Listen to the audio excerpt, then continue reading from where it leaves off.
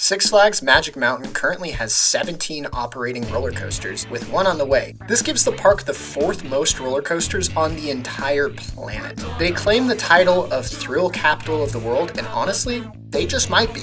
Welcome to Coaster Avenue, I'm Joe. Today I'll be ranking every operating coaster at Six Flags Magic Mountain and predicting where their new first-of-its-kind Vekoma Thrill Glider will rank for me as well. So stick around till the end for that. Disclaimer, my ranking won't be the same as yours. I almost guarantee it. So let me know what you would change in the comments. And if we have the same, let me know, because you obviously know ball. And of course, please like this video if you can. It is the best way to help us out in the never-ending battle with the YouTube algorithm. And of course, smash that subscribe button for more top-tier coaster content just like this and more coming soon. Okay, now on to the ranking. Number 17 is Canyon Cruiser. The E&F Miler kiddie coaster was once called Canyon Blaster until this year when it was changed when they did their new Looney Tunes Land update. I'm not the type of guy to stat pad my coaster credits or coaster count with kiddie coasters. I typically skip them actually, so I have no idea how this actually runs, so I just ranked it last. Sorry if anybody is like partial to this one.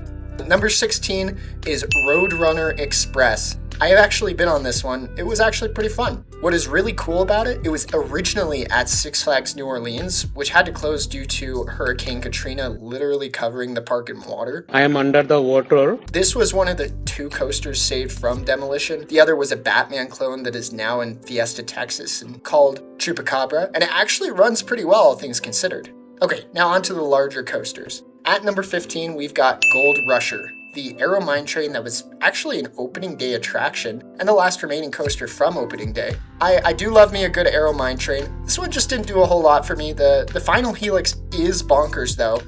All in all, it's still a super fun ride and really good fun for the whole family. Number 14 is Ninja. The Aero suspended coaster is actually really fun. It has some decent intensity to it, especially in the back. That final part over the water is always so forceful. It feels like you were going way too fast. I actually love it. It just kind of sucks hiking up that giant hill for it.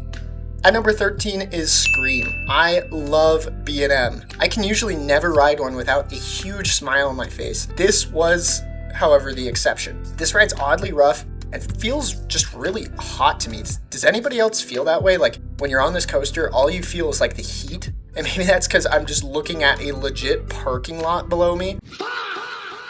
But yeah, the 7 inversion course still offers great intensity and I'm a sucker for that, so still fun. Number 12, the Great American Revolution, formerly known as La Revolution, or however you pronounce that, Revolution, New Revolution, and now back to the original name, Great American Revolution. It is the world's first modern looping coaster. I enjoy this coaster. It is a nice ride through the trees, ending with a pretty decently forceful loop, and it is an ace landmark, and rightfully so. It looks so cool by the entrance, which I am a huge fan of. Number 11 is Goliath. Now, I know number 11 is pretty low for the park's tallest coaster, so let me explain.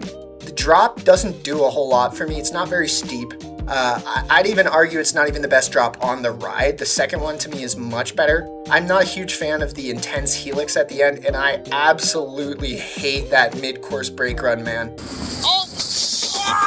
But it's not all bad though. The first drop, while not amazing, legitimately feels like it lasts forever, which is pretty cool. And when it's running right, you can even catch a pop of airtime on this hill. It's a fine coaster. I just wish they'd do some more in the airtime department. Okay, on to the top 10. If you haven't yet, hit that subscribe button. We are pushing for 5K right now and can't do it without your help. So if you could help out and hit that subscribe button, that would be great. Number 10 is Batman the Ride. I love B&M inverts, and when I first rode this one, it ranked much higher for me because it was my first ever Batman clone. But over time, after riding more and more of the elements, they get pretty repetitive. That being said, a warmed up ride in the back of any B&M invert is a riot, so that's why it's still in my top 10 here.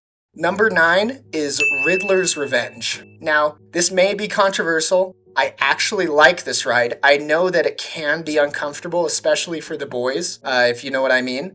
Diddler's Revenge. But this coaster's layout is huge and every element feels so grand. The awesome green track is imposing and that zero car in the front has too much aura. I seriously love this coaster. I hope they never get rid of it. Number 8 is Apocalypse the Ride. I love wooden coasters. If a park has a decent woody, it is usually towards the top of my ranking. This one, however, is held back by something a little different. It's not the layout or the pacing, it's actually the restraints. I have no idea why, but this coaster always staples me mid-ride. For those of you who don't know, stapling is when your lap bar goes down another notch past your comfort level, kind of leaving your legs pinned in a super uncomfortable way. Sometimes the ride operators will do it when they're checking your restraint, and sometimes the ride itself can. This, however, is not like a regular type of stapling.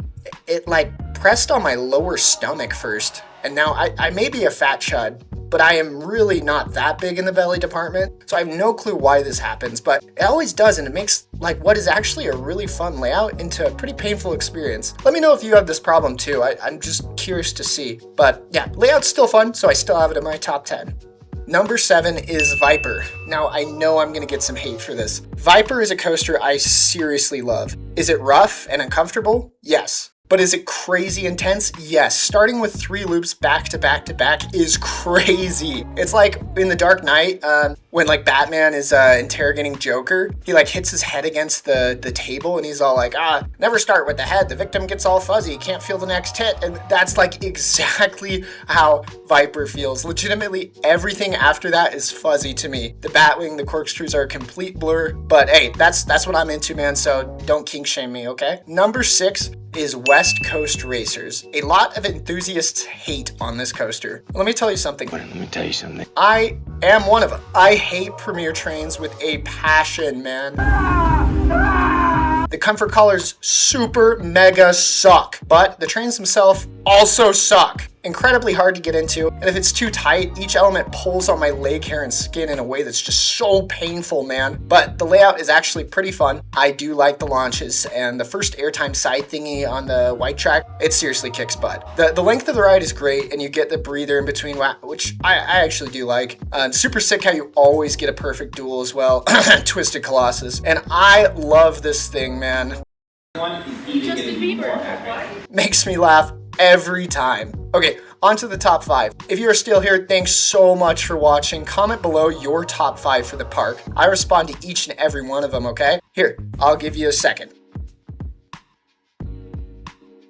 Number 5 is Full Throttle. This is the better of the 2 premier coasters in the park, in my opinion. I seriously dig this ride, dude. The first launch into the gargantuan loop is redonkulous, man. Every single time I'm on this loop, I am shocked, dumbfounded even. My gob is smacked, my flabber is gasted. You're up there just hanging, man, for an eternity. Then you plummet back down to the earth like you're the asteroid on the way to like slime the dinosaurs. Rip the old Spinosaurus, by the way. I will never claim this new science-based one as canon. Then you're flying around, you drop into the swing launch, which is actually super fun and floaty, and then you blast over the loop and get that ridiculous drop, and then it hits you with like the Falcon punch with the brakes right in the gut at the bottom of that thing. But yeah, this thing rocks. Oh yeah, and Katy Perry did a music video on it, so that's pretty cool. Number 4 is Tastu. I know that in my top 25, I actually ranked this higher than the next coaster, but hey, let's change, okay? This coaster, man, it is ridiculous. You're up so high, just flying head first, and the elements all feel really cool and really floaty. It's genuine fun. Until boom, all of a sudden you're hit with the dreaded pretzel roll, man. That thing is so intense. It genuinely is like, what can I even compare this to? Like nothing. It is so intense, it's nothing but force. And going into it, it's like, oh no, and then you do it, it's like, boom, force. And then you gray out, and then you wake up in the brake run, like, man, this element is so forceful that my first ride on it, everybody was screaming and laughing, having a great time. And then we hit the middle of that pretzel roll. Legitimately, everyone on the train went silent. I have never had that happen before. And it's a clear testament, like, the type of beast this coaster is. Number 3 is Wonder Woman Flight of Courage. This is the world's tallest, longest, and fastest single rail coaster. I seriously dig it. The airtime and elements all pop. I especially love the stall. That thing goes crazy. Feels so drawn out, like 1 second you're normal and then boom, they got your butt like hanging upside down for like 3 seconds. So cool. I do wish they had a setup like Fiesta Texas or CGA with Railblazer where you can actually pick your seat though, because I've only gotten middle rides on this thing, but even in the middle, it still rips. Great ride. Number 2 is Twisted Colossus. I